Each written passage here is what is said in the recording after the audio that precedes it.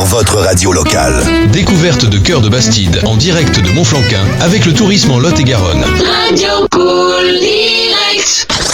Et bien voilà, donc en direct de Cœur de Bastide à Montflanquin, c'est bien sûr l'émission là qui arrive bientôt à son terme, puisqu'on a nos derniers invités qui sont ici avec nous. Alors Anna, c'est ça? Alors attends, si tu veux ouvrir le micro. Oui, bonjour. Anna et Gaëtan. Tout à fait, bonjour. Et Robert, mais il n'est pas là, si Robert. C'est c'est Gaëtan. Je blague. C'est le reste de la famille. Donc voilà, vous venez nous présenter votre... c'est une société, c'est ça? Néo Herba? Tout à fait, c'est une société agricole. C'est le GAEC Néo Herba. D'accord. Donc il y a Néo, c'est nouveau, c'est ça? Herba, c'est herbe. Voilà, exactement. Ben voilà, on a tout traduit, c'est très bien. Alors, vous pouvez nous présenter votre entreprise, pardon? D'accord, donc en fait, nous, une petite histoire un petit peu pour comprendre le pourquoi du comment. Anna et moi-même, nous venons donc du monde de l'industrie agroalimentaire et plus précisément du monde des arômes et des parfums. Oui. Et en fait, il y a quelques années, donc nous nous sommes reconvertis en agriculteurs. En 2022, nous avons racheté une propriété dans le nord du Lot-et-Garonne. Et donc, en 2023, nous avons créé le GAEC Néo Herba. Et c'est un projet qui est lié aux plantes, mais aussi lié, on va dire, à la partie sensorielle, vu que c'est notre passé, les arômes et les parfums. Donc, nous avons développé des produits à base des plantes que nous cultivons nous-mêmes sur notre propre propriété. Alors, vous venez de Bretagne et vous de Barcelone. Oui, tout à fait. C'est ça? Oui. Tout à fait. Donc, vous avez décidé, vous avez quand même travaillé très longtemps sur des multinationales, oui. C'est ça. Et qu'est-ce qui a fait que vous avez quitté ce monde-là? Nous étions à Barcelone, donc Anna est barcelonaise comme vous avez dit. Donc en fait, moi j'ai vécu à Barcelone pendant des années. Nous étions donc dans le secteur d'activité que je vous ai énoncé. Et à un moment donné, en fait, la vie de famille, on va dire des convictions pour l'écologie, ont fait que en fait on souhaitait sortir du monde des multinationales et de l'industrie agroalimentaire pour lancer un projet qui nous convenait plus, qui était en lien avec nos valeurs. Alors, et comment vous êtes arrivé en Lot-et-Garonne, du coup? En voiture, bien sûr. Écoutez... c'est mi-chemin entre Barcelone et la Bretagne, déjà. C'est vrai. Il faut penser aux enfants et aux grands-parents. C'est vrai, avec l'autoroute, ça va très vite. C'est ça, en fait. C'est le côté pratique. Et après, c'est une terre qu'on avait déjà explorée il y a quelques années. Oui. On venait en tant que touriste. Et on a beaucoup apprécié déjà Ça marche bien? Ça marche. D'accord. On a beaucoup apprécié déjà les Bastides, l'ambiance, les personnes et tout. Et on a fait tout pour pouvoir... L'esprit du Sud-Ouest. Voilà, c'est... L'esprit du Sud-Ouest, en résumé. C'est ça. Alors, le Sud-Ouest, non, je pense que c'est l'esprit, c'est quoi L'esprit Sud-Périgord, ici. Voilà, genre l'esprit Sud-Périgord. Donc, vous êtes installé où, du coup? Ici, à Montflanquin, vous êtes? À Dévillac. Où ça? Dévillac. D'accord. Donc à proximité, en fait, oui, à 15 minutes. 15 minutes ici. Alors, expliquez-nous, ça consiste en quoi? Vous l'avez un peu dit, mais quoi? C'est le goût par les plantes, c'est ça? Pour une alimentation... Biosensoriel. Biosensoriel, c'est quoi? Donc en fait, biosensoriel, donc on vous a dit donc la démarche écologique par rapport à nos valeurs personnelles, sensoriel par rapport à notre passé. Et en fait, ce qui nous manquait, c'est cette partie agricole, parce que toute la partie, on va dire, transformation, élaboration de produits, on la maîtrisait déjà. Ce qui nous manquait, c'était la partie en amont, c'est-à-dire nos matières premières olfactives, celles qui nous apportent du goût. Donc nous, dans l'industrie des arômes et parfums, ce sont des matières premières qui viennent d'ailleurs. Là, on avait décidé que c'est nous qui allions les produire. Donc là, on est sur du vrai bio à la française, on est sur du local. Et on ne dépend pas, on va dire, de fournisseurs ou de producteurs dans d'autres pays. C'est nous qui faisons tout. Donc ça, au départ, vous ne saviez pas le faire, si? Non. On a appris. Vous avez appris, c'est ça? Oui. Vous avez appris tout seul ou comment ça s'est fait? Non, Gaëtan, il est déjà à la base fils d'agriculteur. Donc lui, il a, on va dire, ses racines déjà bien... Dans le sang. Voilà. Et moi, non, pas du tout. Même... Avant ce projet, j'avais jamais cultivé quoi que ce soit. Même pas de salade, rien du tout? Rien du tout. Ah. Rien du tout. Et du coup, je me suis dit, je vais faire une formation pour apprendre à cultiver. D'accord. Donc, j'ai fait un cours de spécialisation pour apprendre à cultiver des plantes aromatiques et médicinales. D'accord. À côté de Bordeaux. Et voilà, et après ça, tout s'est enchaîné. J'ai fait des stages et je me suis auto-formée aussi et de manière autodidacte. Ouais. Et ensuite, tous les deux, on a, on va dire, les compétences suffisantes pour pouvoir. C'est-à-dire que maintenant, toutes les plantes sont cultivées chez vous. Oui. Oui. De la graine jusqu'au pot. En fait, on achète les graines, mais on fait la pépinière. Oui. Donc, pour vous dire, on a à peu près 60. 60 variétés de plantes différentes. Et en pied, on a 15 000, 16 000 pieds à peu près. Donc, on a passé de 0 à 15 000, 16 000 pieds et ça se passe très bien. Et voilà, ça s'est passé en combien de temps aussi? Il a fallu combien de temps? On a acheté la propriété En octobre 2022. Là, c'est notre 3e saison agricole. Ça fera 2 ans au mois de décembre que l'on commercialise nos produits. Nous avons actuellement une gamme de 59 produits. Donc, en fait, le fait que nous étions déjà des experts dans l'innovation nous a permis de développer rapidement des produits. Voilà, et c'est quoi ces petites boîtes qui est à côté de vous? On ne voit pas à la radio, là, on vient de m'apporter, donc c'est du curry vert du Périgord. Voilà. Hein? Non, mais moi, ce que j'ai, curry vert du... Ben déjà, je savais pas que le curry était vert. Donc, il existe différents currys dans le monde, les Japonais, les Indiens et les Thaïlandais. En Thaïlande, il y a les verts et les rouges. Ah ben, je connaissais pas. Donc nous avons des plantes et elles sont vertes, donc autant faire un curry vert, mais plus inspiré du curry thaïlandais. Mais en fait, pour vous expliquer un petit peu la démarche, c'est que nous, vu qu'on a nos compétences dans l'aromatique, ce que l'on souhaite, c'est élaborer des produits qui plaisent aux consommateurs, des produits avec des goûts différents, mais des saveurs éventuellement lointaines d'autres pays. Sauf qu'on ne veut pas importer des ingrédients qui viennent d'ailleurs. Donc on cherche des plantes, des espèces botaniques qui ont la partie, on va dire, gustative, aromatique, qui correspond à ce que l'on recherche. Donc, par exemple, si on veut de la vanille, on peut aller la chercher à Madagascar. Oui. C'est une chose. Mais nous, on a lancé des produits, des biscuits notamment et des sucres aux plantes avec l'estragon, avec des plantes, donc dont notamment l'estragon du Mexique. C'est une plante qui est on va dire pas vraiment comme l'estragon du Mexique que tous les Français que tout le monde connaît, mais plutôt avec des notes vanillées et caramel. Donc il n'y a pas de vanille, il n'y a pas de caramel dans nos produits. de la vanille. Vanille caramel. Un peu. Il y a des notes. Comme tout le monde connaît les menthes avec des différents goûts et les basiliques avec des différents goûts. Sauf qu'en fait, il y a énormément d'espèces botaniques avec des goûts que les gens ne connaissent pas, ne maîtrisent pas. Et nous, on joue avec le goût des plantes et on arrive à les conduire sur notre propriété en mode culture agricole et en agriculture biologique. Donc le curry vert du Périgord, en fait, c'est un mélange de plusieurs plantes qu'on a fait pour rappeler le goût exotique qu'on peut avoir, mais avec des plantes qui ont poussé ici. Ici en Lot-et-Garonne. Voilà. Donc ce sont des plantes qui, au point de vue climat, s'adaptent facilement. Oui, tout à fait. Oui, on cherche des plantes qui peuvent pousser ici, mais qui donnent un goût exotique ou différent. D'accord. Et pas besoin d'aller chercher des plantes qui poussent à l'autre bout de la planète. Vous êtes les seuls à faire ça dans le secteur, non? Enfin, Je pense pas on est les seuls, mais je pense qu'il n'y a pas beaucoup de monde. Oui. Après, c'est notre démarche. Notre démarche est liée au sensoriel. Et là, je vous invite à retourner le petit pot derrière, qui correspond à notre logo. Non, sur l'étiquette où il y a la liste des ingrédients. Voilà. Celle-ci, en fait, il y a une petite partie où on met description sensorielle, où vous avez des descripteurs sensoriels. Donc ça, c'est notre expertise également. Et en fait, on invite les gens à découvrir les plantes par le goût. Donc ici, vous avez des notes aromatiques que vous pouvez lire. Je vous invite à les lire de la plus grosse feuille à la petite feuille, dont la note la plus importante en diminuant. Qu'est-ce que vous voyez? La plus grosse, c'est le cumin, c'est ça? Voilà, il n'y a pas de cumin, ce sont des plantes. Donc là, dans ce cas, ce sont les shiso. On a des variétés de shiso qui apportent des notes de cumin. Et d'autres notes d'épices également. Épicé. Après, on va au coriandre, c'est ça? Oui. Cardamome. Cardamome, pardon. Et on finit par le piquant. Voilà. Et le piquant, c'est quoi? C'est du piment? C'est quoi? Là, dans ce cas, il y a du piment. Oui. On cultive également 3-4 types de piments différents parce on souhaite avoir différentes échelles de piquant. D'accord. Et chaque piment, il va piquer avec une intensité précise, mais aussi il va avoir des notes aromatiques différentes. Donc en fait, on travaille un peu comme un parfumeur qui a son piano.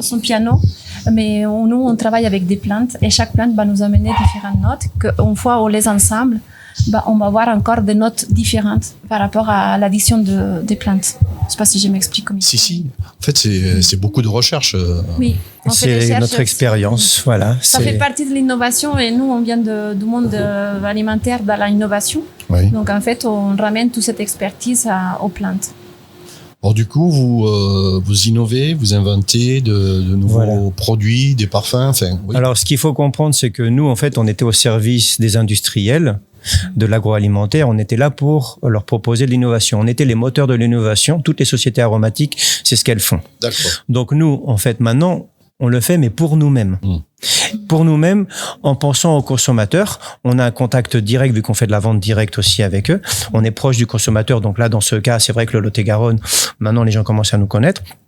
Et on leur explique notre démarche liée au sensoriel, liée au goût. Et notre capacité d'innover nous permet de développer des produits très, très rapidement. C'est pour ça qu'aujourd'hui, nous avons 59 produits. Et c'est aussi pour faire redécouvrir les plantes aromatiques et médicinales avec un autre angle.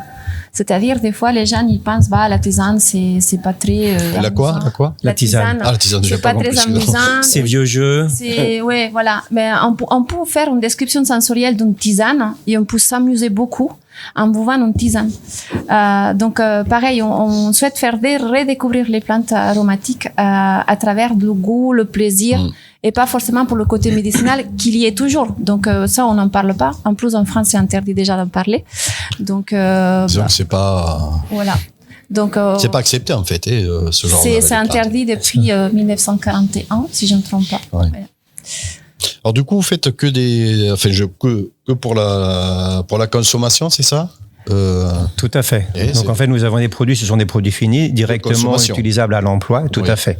Parce que chaque fois, vous mettez le conseil d'utilisation. Oui. Voilà, donc les gens, ils ont besoin de savoir, vu qu'on n'est pas sur, par exemple là, vous avez un petit pot de tisane, c'est la gourmande, on n'est pas sur les petits sachets. C'est une tisane. D'accord. Donc le plus important, c'est que vous avez un pot qui est biodégradable, qui protège de la lumière, de l'écrasement et de l'humidité. Donc on est sur une très très bonne qualité. Les gens le savent parce qu'ils reviennent nous voir.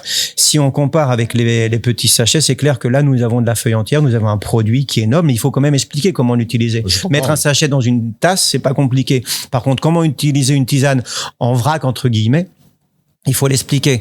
Il faut pas mettre de l'eau bouillante. Il faut que ça soit l'eau soit à 85-90 degrés. Il y a une question de temps aussi d'infusion. Il faut pas dépasser les 7-8 minutes. C'est quand même mieux.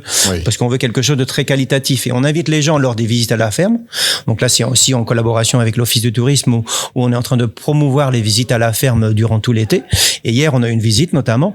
Et on fait un petit jeu sensoriel avec les gens qui viennent visiter la ferme où on leur explique une simple verveine qui apparaît pourtant, c'est quoi une verveine? Ça goûte verveine. Non. On va un peu plus loin dans la visite en leur expliquant qu'une verveine, ça peut avoir telle et telle et telle note aromatique. Et on fait un petit jeu de découverte sensorielle. C'est une petite initiation au monde sensoriel. Et là, la tisane, ce que vous avez, c'est exactement ça. Et là, sur la gourmande, précisément, on a fait cette tisane pour plusieurs raisons. On voulait une tisane en lien avec le rooibos. Est-ce que vous connaissez le rooibos? Non. Le rooibos, c'est une infusion qui est très connue. Donc, la plante rooibos vient d'Afrique du Sud. Donc, ce n'est pas en accord avec notre démarche écologique de faire venir des plantes d'ailleurs. Oui. Mais par contre, le rooibos, en fait, bien souvent, il est aromatisé. À ce que vous voulez, à la vanille, à d'autres choses. Presque toujours. Mais le rooibos naturel, il a un goût vanillé boisé. Donc, on a voulu faire une tisane qui rappelle le rooibos et qui, on va dire, se consomme comme un rooibos sans être un rooibos, mais avec des notes boisées vanillées. Qu'est-ce qu'on a fait? On a des plantes qui nous permettent d'obtenir ces notes aromatiques et en plus, elles sont bonnes pour la santé. Vous êtes des magiciens, quoi, en fait. On essaye. Des druides, oui. C'est une manière de voir. C'est une manière de voir. On joue avec les plantes. Oui. On s'amuse beaucoup. Oui, mais vous jouez, mais bon, c'est pour les biens de la santé aussi. Alors, je suppose que les gens, quand ils viennent acheter vos produits, ça, ils ont beaucoup de questions à vous poser, non? Oui. Ils ont beaucoup de questions, effectivement. Ils sont très attentifs déjà. Ils sont curieux de savoir comment c'est fabriqué. Hier, on a fait une visite. On a passé 2h30. Ah oui. Et les gens, ils partent de la ferme super contents. Ils nous remercient pour avoir fait découvrir des choses qu'ils connaissaient pas. Le monde sensoriel, le monde des plantes, l'écologie, la manière comme on travaille les plantes aussi, parce qu'on montre les jardins, mais on montre aussi comment on les sèche, comment on les trie, comment on les émonde. Donc, tout le travail qu'il y a derrière, donc tout est manuel. On explique la différence entre tout ce qui est la tisane ou les plantes artisanales et tout ce qui sort un peu des industries, des grosses boîtes, on va dire. Et on explique que là, c'est pas fait à la main, ici c'est à la main. Donc, en fait, on fait beaucoup de pédagogie de la filière de plantes aromatiques et médicinales. Je pense que c'est très important de faire cette pédagogie. Parce que en France, il y a beaucoup plus de plantes qui viennent de l'étranger. Et qui ne sont pas forcément au niveau des critères de qualité, Voilà. Ce que nous proposons. Mais les gens s'en rendent compte. Mais il faut leur expliquer. Oui, c'est ça, oui. Parce que les gens, en fait, quand on achète des produits dans un supermarché, bien souvent, on ne sait pas comment c'est fait. Nous, quelque part, on a eu la chance de travailler pendant des années dans l'industrie agroalimentaire. On connaît très bien comment ça fonctionne. Et les sociétés aromatiques, elles sont là pour donner du goût. Et en fait, c'est ce que l'on a fait pendant des années. Sauf que nous, là, le goût, il ne vient pas de solution aromatique. Il vient de la plante. Oui, c'est le mélange que vous faites. Et on peut vous donner un exemple, si je peux me permettre. On a des mamans à l'école, donc à Villeréal, qui n'aiment, et dont une qui n'aime pas du tout la camomille. Et ça, en fait, ça s'est reproduit à plusieurs occasions. Des gens n'aiment pas du tout la camomille. C'est pourtant simple. Mais en fait, à chaque fois qu'ils ont goûté de la camomille, c'était un goût d'eau chaude, quoi. C'est de l'eau chaude. L'eau chaude, c'est pas bon. Ils ont goûté la nôtre. On leur a fait sentir, en fermant les yeux sur le stand de notre marché à Villeréal, on leur a expliqué la description sensorielle, ils ont dit « Ah oui, ça goûte ça, de ça, de ça ». Allez, ils ont acheté, et maintenant ils reviennent, et ils adorent. Ils adorent la camomille, donc ils ont passé de ne pas aimer du tout à adorer la camomille. C'est un peu comme le tilleul, ça n'a pas de goût non plus. Le tilleul, si, ça a beaucoup de goût. Ah oui? Mais il faut venir chez nous. Ah, le vôtre. Vous parlez du vôtre, c'est ça, hein? Je parle du tilleul. Venez découvrir nos produits à la ferme. On invite tous les auditeurs à venir à visiter notre ferme. Le terroir, donc c'est très important le terroir. Et après, c'est la manière qu'on travaille la plante, donc la récolte. Donc tout est manuel chez nous, il n'y a pas de machine. Après, c'est le séchage, il faut avoir un bon séchage. Et après, c'est tout le travail qu'on fait derrière. Les formulations. La formulation, si c'est un mélange de plantes, et tout ça, ça compte. C'est pas que la plante toute seule. En fait, il y a tout ce qu'il y a derrière. Vous avez une nouveauté, je crois, non, en plante Alors, en nouveauté, donc nous avons sorti dernièrement 3 nouvelles tisanes, mais la plus grosse nouveauté, en fait, nous sommes très axés sur l'alimentation. Donc, notre slogan principal, c'est alimentation biosensorielle, mais on va aussi mettre en avant maintenant une autre partie de notre grand projet qui est le bien-être biosensoriel. Donc, les tisanes, c'est entre le bien-être et l'alimentaire, parce qu'elles sont fonctionnelles. Les plantes, elles apportent des bienfaits pour la santé. On n'est pas les premiers à le dire, ça fait des siècles que des gens le disent. Donc, même si on n'a pas le droit de le dire, tout le monde le sait. Et la deuxième chose, c'est qu'on va lancer donc sur la partie bien-être une gamme de gémothérapie. Donc, ça fait 2-3 semaines qu'elle est lancée. Donc la gémothérapie, ce sont des macérats de bourgeons ou dans certaines plantes, ce sont des jeunes pousses ou des fois des radicelles. Et en fait, ce que nous faisons, c'est que nous récoltons sur nos 26 hectares, parce que nous avons au total 26 hectares, donc des bourgeons ou jeunes pousses de plantes sauvages. Il n'y a que le cassis que nous avons en propre culture. Tout le reste, donc, c'est de la propriété. On est certifié bio AB sur l'ensemble de la propriété et on ne ira pas chercher des plantes ailleurs. On peut faire de la cueillette sauvage ailleurs, mais nous, en fait, on a l'avantage, c'est de pouvoir le faire chez nous. Donc, on est tranquille. On sait qu'il n'y a pas de contaminants. On est sur de l'agriculture biologique, pas par certification, mais par conviction. Ensuite, on a la certification, mais on le fait par conviction. Au départ, c'est ça, c'est la conviction, c'est ça.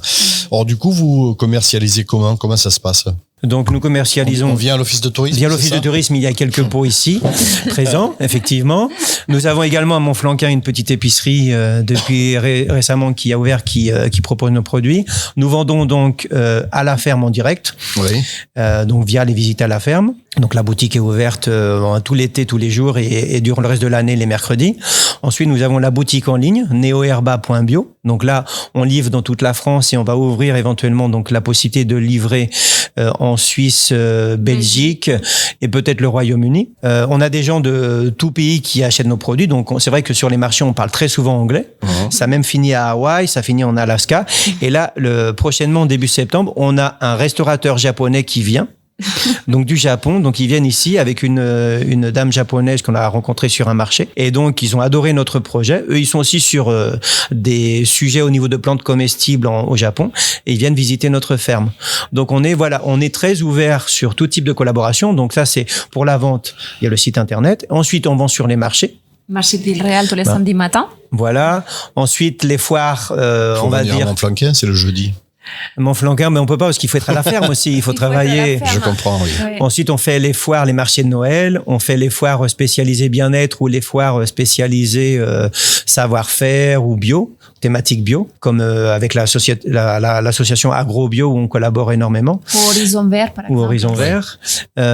Et donc, on commence à travailler avec quelques restaurants. Donc, l'entretien, l'interview que vous avez eu avant, L'hippocampe. l'hippocampe, on a déjà donc travaillé de manière très très sporadique sur quelques plantes avec eux. Donc après, on n'a pas forcément le temps. Notre quotidien fait qu'on ne peut pas aller plus loin. Oui. Mais on a quelques clients qui sont restaurateurs. On a beaucoup de gîtes ou des gens qui ont des gîtes ruraux qui le proposent pour leurs clients et leur proposent aussi de visiter notre ferme. Donc on essaye de faire ça. Et un gros point, c'est la distribution. Distribution spécialisée. Donc il y a les épiceries. Épicerie fine, mais il y a aussi donc les réseaux marché de Léopold et Biocoop. Donc nous sommes présents au marché de Léopold de Villeneuve, nous sommes présents au Biocoop de Castelculier ainsi que celui de Fumel Montéral. Et nous avons donc 2-3 autres Biocoop qui sont très intéressés, qui devraient nous passer commande prochainement, non seulement pour les produits alimentaires, mais aussi pour la partie complément alimentaire que sont les macérats de bourgeons, donc la gamme Gémothérapie. Bah, il faut pas oublier non plus que ça fait 1 an et demi Oui. qu'on commercialise. Hein. C'est déjà pas mal.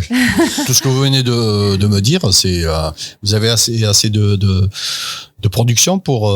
Oui, pour ça, il n'y a oui. pas de souci. Et en plus, on a 26 hectares, donc on a de quoi faire s'il Oui. faut. Après, on est tous les deux. Okay. Oui, mais c'est pour ça. Au niveau de la main-d'œuvre, vous êtes que tous les deux, quoi. Voilà. Donc, Après, l'objectif, c'est d'embaucher du monde, bien entendu. Oui. Parce qu'en fait, on a pour objectif donc la gamme actuelle, mais comme vous dites, c'est beaucoup, mais c'est pas assez pour nous. D'accord. On a prévu de lancer des boissons aussi. alcoolisées et non alcoolisées à base de plantes, et continuer sur la cosmétique. Donc en 2027. Nous aurons donc une gamme de cosmétiques. Naturel. Vous pensiez que ça allait partir aussi vite, hein, 1 an et demi, commercialisation. Vous aviez fait un plan ou pas Oui, Oui. on va dire on n'est pas des juniors, donc on avait bien préparé le sujet, même s'il y a toujours une part laissée à l'opportunisme, Oui. et il y a toujours des opportunités qu'il faut saisir. Après, même s'il y a des opportunités, il faut quand même bien calculer. Il y a des investissements qui ont eu lieu, il y en a d'autres à venir, donc c'est clair que pour l'instant, on a besoin de soutien financier, donc on a le soutien financier aussi d'organismes ici locaux, régionaux. Donc ça, c'est très très bien. Et grâce à eux aussi, on a pu s'en sortir et faire face à ces investissements. Mais on continue. Et c'est vrai qu'aujourd'hui, on est... la première année était déjà presque au double de nos prévisions économiques. Et donc là, on continue. Donc tout va bien, mais on est au début. Est-ce que tu partageais le futur là, qui va venir avec les travaux? Ah oui, donc là, en fait, on a acheté une propriété où il y a plusieurs bâtiments. Donc là, je vous invite vraiment à venir sur place. Et en fait, on a un bâtiment qui est une ancienne maison d'habitation qui a plus de 500 ans, donc une maison en pierre qui était habitée jusqu'en 2004. On a décidé de la reconvertir en bâtiment professionnel, de créer un showroom pour faire des ateliers de bien-être, des ateliers sensoriels autour aussi de l'alimentaire, de l'innovation. Donc on pourra recevoir tout type de public, faire aussi des incentives, donc du team building pour les entreprises, liés aussi à l'alimentaire et au sensoriel. Et on aura l'atelier cosmétique, plus la boutique à la ferme. Donc on va pouvoir faire encore beaucoup de choses. Donc ce sont des infrastructures qui sont nécessaires et c'est pour ça qu'on a aussi le soutien des acteurs locaux, Lot-et-Garonne et aussi donc la Nouvelle-Aquitaine. Voilà. Ça fait des projets, tout ça, non? Oui. Ça fait des projets. On ne chôme pas. Ouais, c'est ça. Vous ne dormez pas non plus. C'est ça. Si les enfants nous laissent dormir, on dort. Bon, alors on va juste rappeler où vous vous situez. On peut visiter l'exploitation, c'est ça? Tout à fait. Et des ateliers, je crois, tout est sur le site. Donc il y a sur le site internet et aussi les réseaux sociaux Instagram et Facebook. En fait, pour tous les réseaux et pour le site internet, c'est neoherba.bio. Voilà. neoherba.bio. Et on peut venir acheter sur place à la ferme, c'est ça, sur l'exploitation. Exactement. Il y a des heures d'ouverture ou Alors en été, c'est tous les jours. Oui. Et en hiver, on va dire plutôt de 1er septembre au 30 juin, c'est tous les mercredis de 17 à 19h. Eh bien, on va vous remercier à tous les deux, donc Anna et Gaëtan, donc la société Neo Herba, d'être passés. Vous étiez nos derniers invités ici. On va clôturer tout à l'heure avec nos amis de l'office. Merci à vous, à tous les deux, d'être passés au micro de Cool Direct. Merci bien. Et à vous également. Merci beaucoup et merci aussi à l'Office de tourisme de nous avoir aussi invités. Merci bien. Merci, au revoir.